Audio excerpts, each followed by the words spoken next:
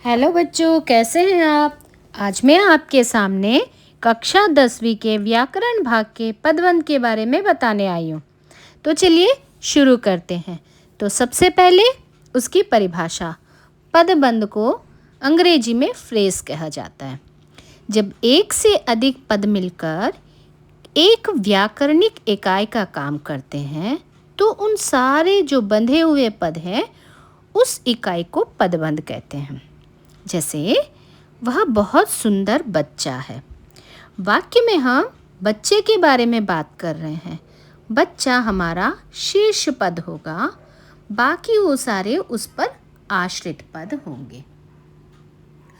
पदबंध वाक्य का एक अंश होता है, अर्थात वाक्यांश होता है, जिसका अर्थ तो हमें पता चलता है लेकिन पूरी तरह नहीं होता है।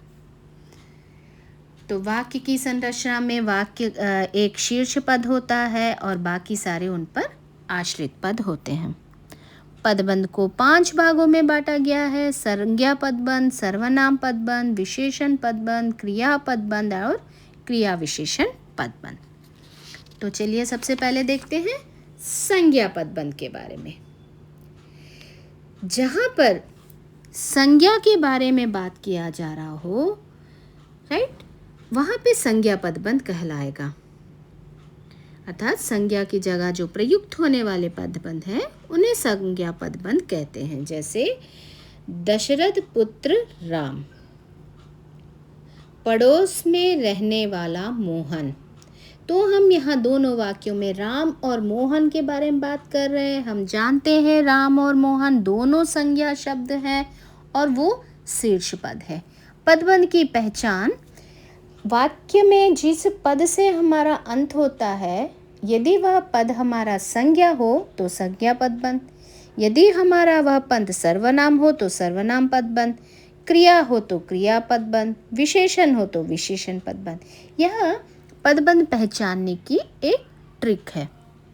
यदि अगर मैं कहूँ दशरथ पुत्र राम ने रावण को मार डाला, दशरथ पुत्र राम ने रावण को मार डाला, वाक्य में हम किसके बारे में बात कर रहे हैं? हम वाक्य में राम के बारे में बात कर रहे हैं और श्री राम वर्ड जो शब्द है यह संज्ञा शब्द है, तो इसलिए यहाँ पे शीर्ष पद राम हुआ और बाकी सारे उस पर आश्रित पद। आगे बढ़ते हैं सर्वनाम पर। वाक्य में जो शब्द सर्वनाम का कार्य करे उसे सर्वनाम पदबंध कहा जाता है। जैसे हमेशा शोर करने वाला वह आज शांत बैठा है।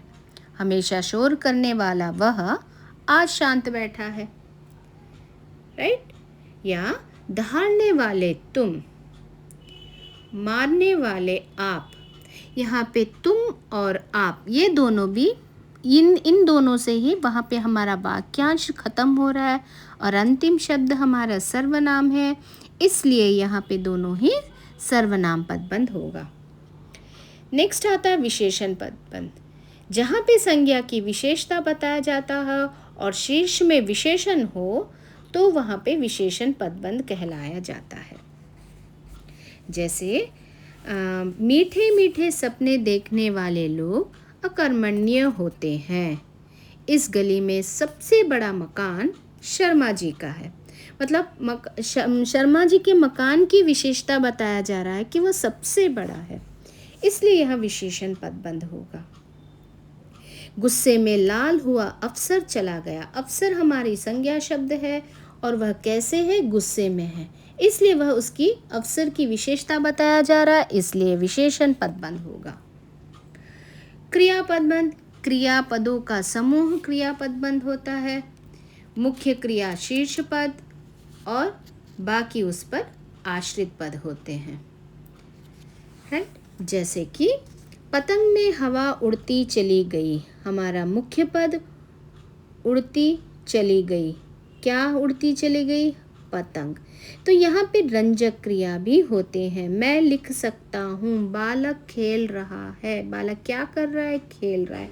खेल उसका शीर्ष पद है और रहा है जो है वो उसका रंजक क्रियाएं हैं। ये सब मिलकर के एक क्रिया पदबंध बना रहे हैं।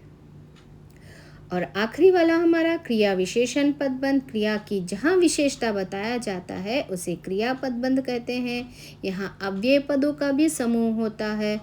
बहुत धीरे धीरे, नित्य प्रतिदिन की भांति, राइट, ये भांति, धीरे धीरे अव्यय शब्द हैं। तो क्रिया विशेषणों में अव्ययों का प्रयोग हो सकता है। जैसे पिछले दिनों की अपेक्षा आज ठंड अधिक है।